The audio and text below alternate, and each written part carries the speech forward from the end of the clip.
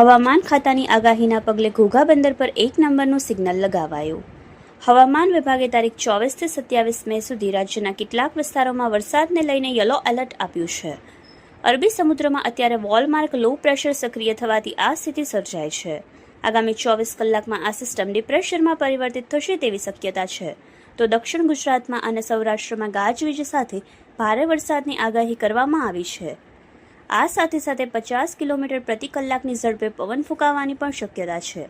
વાવાઝોડાની સંભાવનાને પગલે માછીમારોને આગામી 5 દિવસ સુધી દરિયો ન ખેડવા સૂચના આપવામાં આવી છે. ત્યારે તકેદારીના ભાગરૂપે ઘોઘાના બંદરે 1 નંબરનું સિગ્નલ લગાવી દેવામાં આવ્યું છે.